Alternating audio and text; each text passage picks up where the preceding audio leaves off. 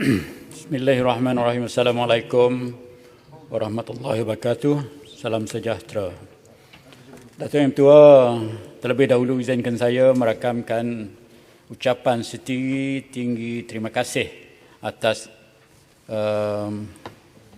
penglibatan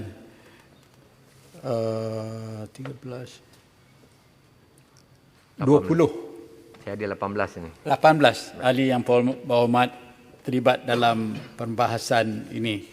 Dan ucapan saya juga saya kepada semua ahli yang berhormat yang terlibat, kerana nampaknya rata-rata menyokong pindaan ini dengan teguran dan cadangan yang sangat kami hargai.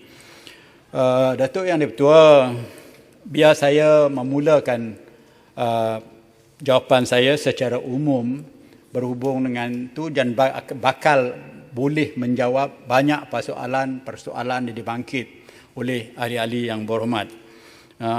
Yang pertamanya ingin saya sebutkan bahawa setakat ini pada Jun 2020 kita mempunyai maklumat yang terbaru daripada SKM ataupun Suruhanjaya Koperasi Malaysia, penjumlahan dan koperasi seluruh negara.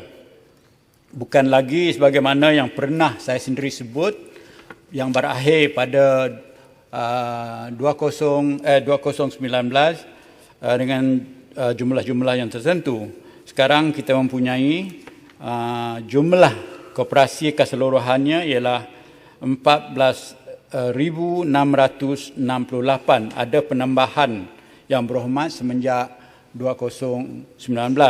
Dan daripada jumlah tersebut kita bahagikan kepada yang aktif, tidak aktif dan yang dormant, iaitu 9,590 yang diklasifikasikan sebagai aktif, 1,986 tidak aktif dan 3,092 dormant. Daripada jumlah tersebut, angka pada bulan Jun 2020. Jadi kita ada pecahan mengikut negeri tertentu, tapi oleh kerana detail tu banyak sangat, saya ingat minta maaf tak boleh baca keseluruhannya yang berhormat Dipertua. Kalau tidak saya tak boleh menghabiskan keseluruhannya nanti. Jadi kembali saya kepada hala tuju koperasi ini sendiri dengan apa jumlah yang ada di hadapan kita dan pindaan undang-undang ini. Sebenarnya koperasi telah merangka transformasi koperasi sendiri yang kita sebut Transcom, yang telah kita bawa kepada pihak Jemaah Menteri pada 21 bulan Oktober 2020 dan telah diluluskan. Sebenarnya kita merancang untuk membuat pelancaran transformasi Malaysia ni pada 11 bulan November 2020, tetapi oleh kerana keadaan COVID sekarang ini berkemungkinan kita mungkin tundakan dahulu. Walau bagaimanapun, permulaan transformasi yang kita cadangkan itu ialah pada 1 hari bulan Januari pada 2021 dan akan berterusan transformation tersebut hingga ke 2025. Jadi dalam keadaan sedemikian, yang 2 bulan daripada bulan Oktober, November dan Disember itu, kita berharapan SKM, IKM dan badan kooperatif sendiri termasuk angkasa akan membuat struktur perubahan sedikit dalaman sebelum pelancaran secara formal transformasi dasar. Transformasi ini kita laksanakan secara formal, menyelaraskan pembangunan koperasi itu bersama dengan dasar keusahawanan nasional yang 2030. Jadi dalam keadaan demikian, Kementerian Usahawan dan Koperasi telah merangka strategi dalam usaha mewujudkan ekosistem keusahawanan yang holistik, kondusif dan inklusif, seterusnya merealisasikan hasrat untuk menjadikan Malaysia sebagai sebuah negara usahawan unggul pada 2030. Kena dasar keusahawanan negara, kadang-kadang kita sebut keusahawanan saja, tidak kita tersebut dalam dasar 2030 itu koperasi. Dalam masa yang sama, koperasi juga mempunyai dua teras utama apabila ditubuhkan, iaitu soalan sosial dan juga soalan ekonomi ahlinya. Maka tidak boleh lari daripada situ. Kementerian terpaksa mewujudkan dasar baru untuk mentransformasikan koperasi supaya selaras dengan pembangunan negara dalam sudut keusahawanan. Maka dengan dasar keusahawanan negara merupakan satu dasar yang baik, maknanya ianya tetap terus diteruskan oleh pihak kerajaan, keusahawanan negara, koperasi negara jalan serentak hingga ke tahun 2030. Memang betul apa yang telah disebut oleh yang berhormat, beberapa orang yang berhormat tadi, bahawa pendapat koperasi kita yang kita rangka pada tahun 2019 ialah berjumlah 40 bilion. Jadi dalam rangka dasar ekonomi keusahawanan nasional ini 2030 ini, yang kita sokong dengan transformasi koperasi itu sendiri, kita mewawasankan ataupun menghalatuju pembangunan koperasi itu pada tahun 2030 nanti mendapat pendapat 100 bilion. Jadi ini selaras, ada yang menyebut soalan Millennium Development Goal. Saya pernah bercakap dalam dewan ini mengatakan bahawa biarlah koperasi ini menyalaras ataupun melaksanakan apa dikatakan dasar nasional pada tahun 1990 dahulu, iaitu untuk to eradicate poverty. Maknanya tidak ada beza rola bandar. Dalam bandar poverty itu kita handle menerusi platform koperasi ini. Maknanya tidak ada beza di antara Melayu, orang Bumiputera di Sarawak Sabah dan juga orang-orang yang miskin dalam bandar di seluruh Semenanjung, sama ada India, China ataupun orang asli. Tidak ada perbezaan. Mengguna landasan koperasi ini, kita harap boleh to close the gap between the have and the have not ataupun the helpless, dengan izin Datuk Yang di-Pertua. Menteri, boleh bertanya? Pontian. Sebenarnya Pontian tu ada belum sampai ke sekat tu lagi. Sila Yang Mat. Okey. Tadi Menteri dah menyebut koperasi yang aktif, tidak aktif, dormant.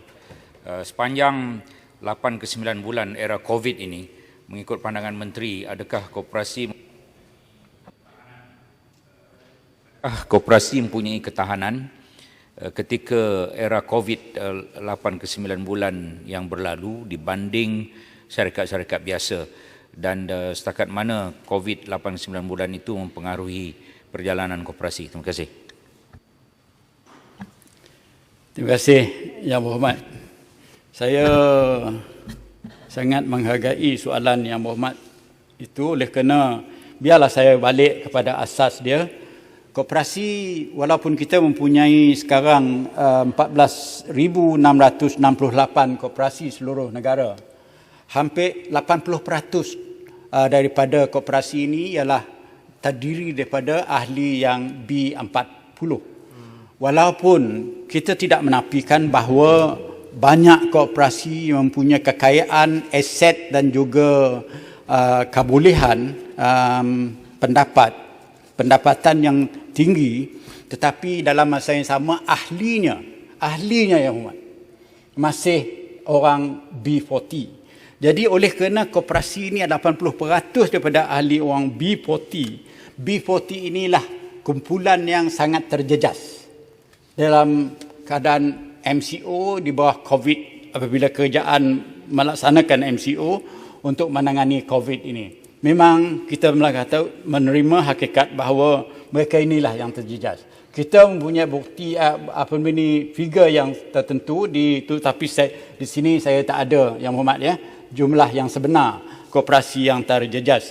Khususnya bagaimana saya pernah bercakap dalam dewan ini juga mengatakan bahawa koperasi wanita contohnya 80% terjejas. Hingganya saya mengambil tindakan yang drastik supaya melantik timbalan saya untuk melihat, mengkaji dan macam mana boleh kita membantu syarikat-syarikat Bumiputera dan koperasi-koperasi wanita. Ini kerana mereka lah yang terlibat teruk oleh kerana COVID. Sebabnya ialah satu lagi. Tadi ada dibangkit yang berhormat juga bahawa koperasi kita ini kebanyakannya dalam satu bidang perkhidmatan saja. Kebanyakan 80% dalam bidang perkhidmatan. Sedikit sahaja dalam bidang-bidang lain. Itu pun kita mempunyai fakta yang khusus.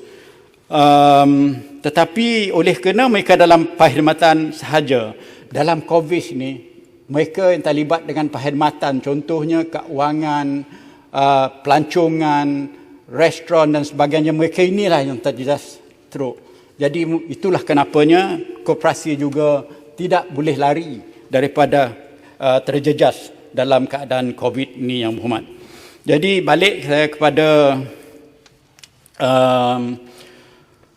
apa kerjaan kementerian ini bakal laksanakan. Pelaksanaan dasar ekonomi keusahawanan 2030 turut meliputi usaha untuk memperkasakan gerakan koperasi.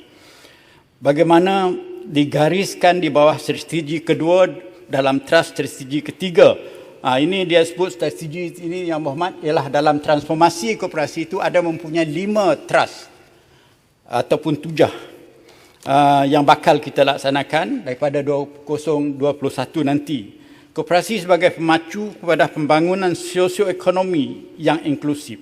Koperasi merupakan penggerak pertumbuhan sosioekonomi masyarakat di negara ini selari dengan aspirasi wawasan kemakmuran bersama 2030.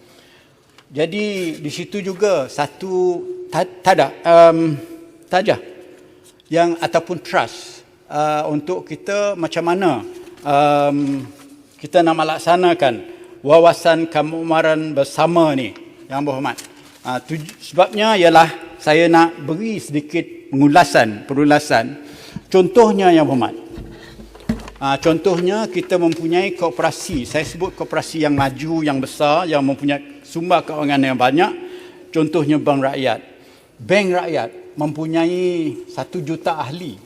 Tetapi 80% daripada ahli itu ialah daripada golongan yang B40. Jadi maknanya walaupun Bank Rakyat mempunyai pendapatan 7 bilion hampir dan aset 100 lebih bilion.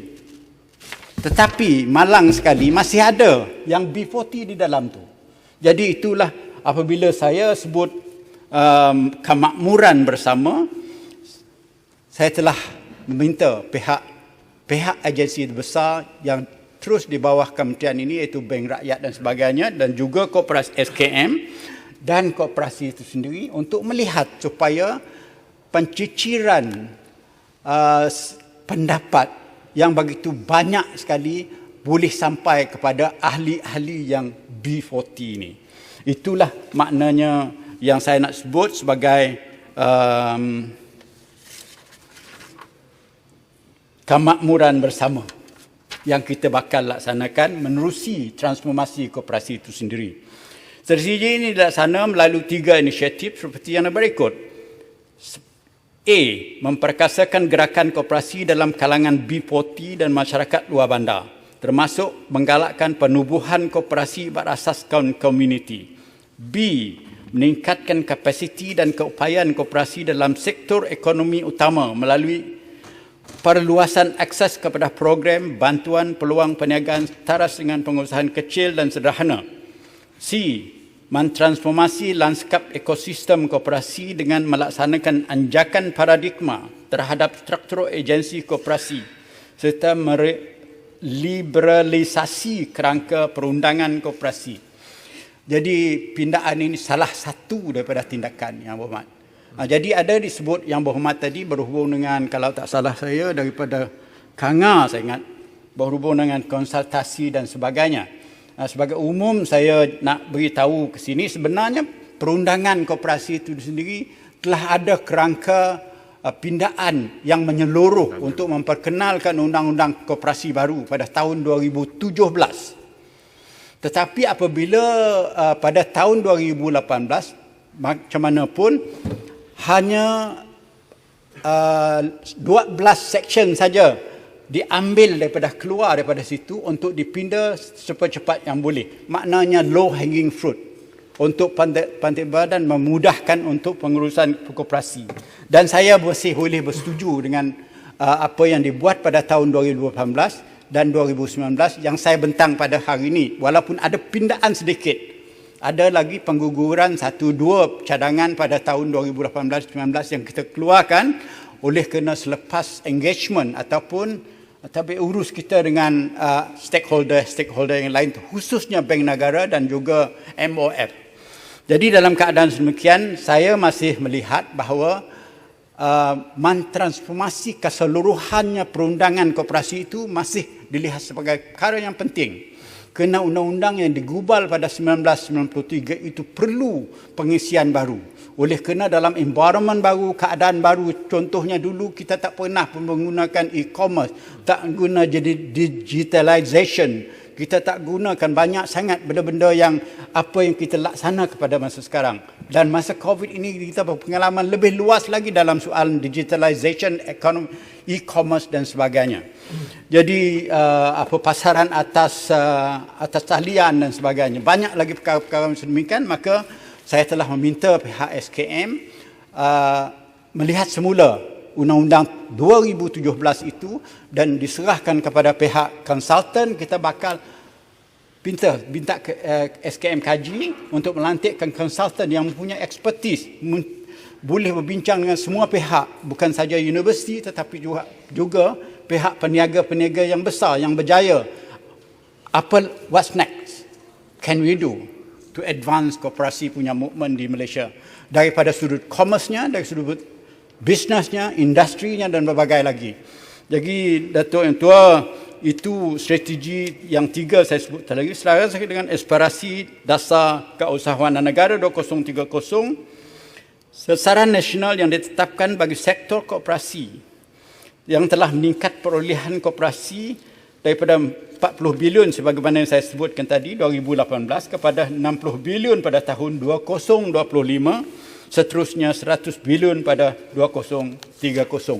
Harapan kita 2030 itu bersama dengan Millennium Development Goal, iaitu harapan juga oleh pihak United Nations yang merancangkan Millennium Development Goal dulu, to eradicate poverty di seluruh dunia. Jadi kita memainkan peranan kita di negara ini untuk melaksanakan perancangan ataupun satu multilateral yang kita sendiri terlibat dengan perancangannya. Bagi membantu pencapaian sasaran yang ditetapkan tersebut, Kementerian telah memperkenalkan Pelan Transformasi Koperasi ataupun Transcom yang saya sebutkan tadi 2021 hingga 2025 untuk melestarikan gerakan koperasi di negara ini. Transcom yang akan dilaksanakan dari tahun 2021 hingga 2025 telah dilulus oleh sebagaimana saya sebutkan tadi juga. Dan the trust ataupun tujuan Transcom ini ada 5. Saya satu persatu, Datuk Yang Tua. Transcom menggariskan langkah-langkah transformasi bagi memperkasakan gerakan koperasi. Perkataan memperkasakan banyak Yang Berhormat sebut tadi. Dan di Malaysia sebagai pemangkin, katalis kepada pentubuhan sosioekonomi Malaysia yang seimbang, inklusif, progresif dan mampan. Bagi tujuan ini, Kementerian telah menggariskan sebanyak 5 anjakan transformasi seperti berikut. Berpaksikan pencapaian matlamat, berteraskan kesejahteraan dan kemakmuran bersama. Jangan koperasi itu kaya, tetapi ahli tak kaya. Ini kita nak cuba cari cara mekanismenya. Tak semua dalam buku transformasi Yang Amat. Yang kedua, memiliki sistem perundangan dan kawaslia yang membangun dan memudah cara. Ini sebahagian daripada apa yang kita buat pindaan ini. Tapi ada lagi pindaan, banyak lagi pindaan bakal kita bawa dan mungkin juga perundangan baru dalam masa 5 tahun tu kita akan bawa kepada Dewan ini untuk dilaksanakan, dipohon kelulusannya. Ketiga, mempunyai modal insan yang produktif dan berilmu. Jadi biar saya perjelaskan sedikit Yang Hormat. Contohnya sistem perundangan.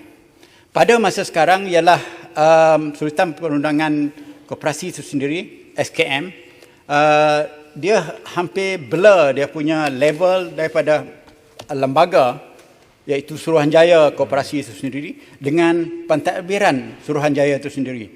Dia blur dia punya level. Jadi dengan itu kita sudah kementerian sudah bermohon kepada Duli Yang Pertuan Agong untuk mengubah cara pentadbiran ini. Saya telah pergi menghadap tuanku dan tuanku telah memberi jawapan dan bersetuju bahawa apa yang kita cadang itu adalah yang terbaik, iaitu mengasingkan lembaga dengan pentadbiran koperasi supaya lebih apa dikatakan accountability, transparansi dan sebagainya. Selain daripada itu, mempunyai modal insan yang produktif dan berilmu. Datuk M. Tua, saya biar panjang sikit soalan ini. Kita mempunyai IKM, Institut Koperasi Malaysia. Institut ini pada masa ini melaksanakan kursus-kursus yang mudah, ya, dan masih meminjam duit dengan pihak kerajaan tiap-tiap tahun. Jadi apabila saya masuk ke sini, kementerian ini dulu, saya bermohon kepada Perdana Menteri supaya diasingkan semula IKM dengan SKM ini yang telah disetujui untuk dicantumkan ataupun digabungkan pada tahun 2019. Saya minta dibukakan semula supaya saya asingkan dua-dua entiti ini. Tujuan saya ialah untuk IKM ini transformasi sendiri IKM ini untuk dijadikan menjadi universiti yang penuh, supaya mempunyai disiplin latihan yang penuh. Jadi saya telah memberi arahan sekurang-kurangnya kalau dah ditubuh jadi universiti nanti kita ada timeline dan sebagainya. Sekarang kita dah laksanakan sebahagian daripadanya. Iaitu 30% daripada subjek matter yang diajar di situ adalah ilmu koperasi. Ilmu mentadbir koperasi, mengurus koperasi, ilmu perniagaan, ilmu entrepreneurship dan sebagainya. Melatih ahli-ahli lembaga koperasi dan mereka-mereka yang terlibat dengan koperasi. Dan dalam keadaan sedemikian, kita akan perbesarkan pula untuk mengambil anak-anak, cucu-cucu ahli-ahli koperasi yang 6 million itu seluruh negara.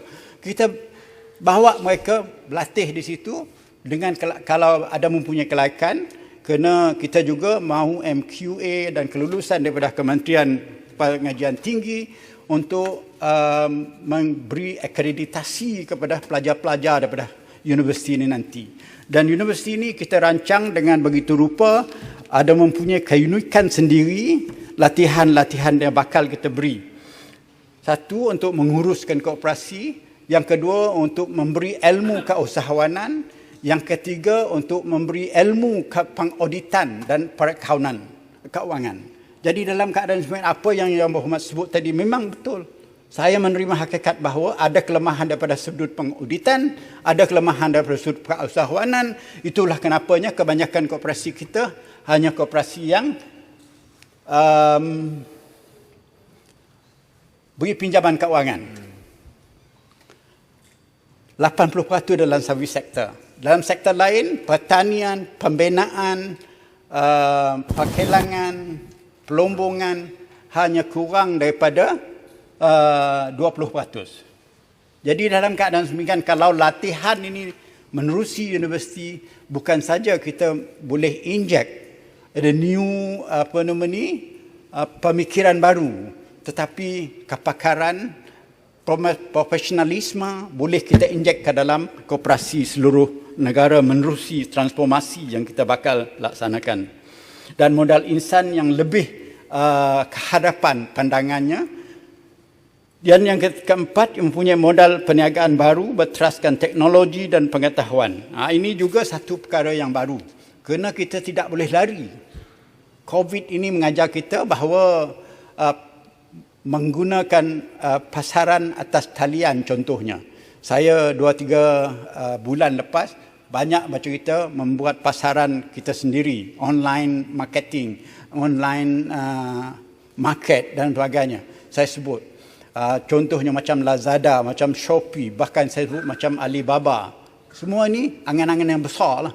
Tetapi bukan impossible untuk dilaksanakan di kalangan koperasi yang mempunyai ahli yang 6 juta ni.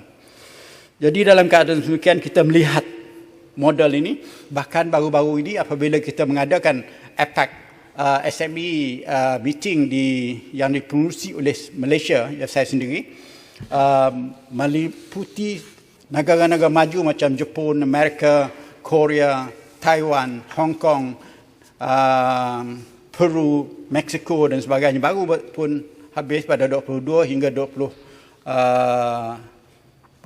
hingga 23 bulan atas talian. Semua negara dunia mengatakan kita tidak ada pilihan.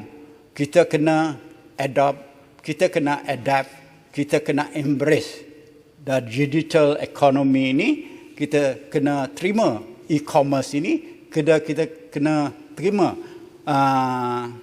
e-marketing ini sebagai wadah baru di zaman ini. Jadi dalam keadaan demikian, kita akan laksanakan juga menurut transformasi kita dalam koperasi kita.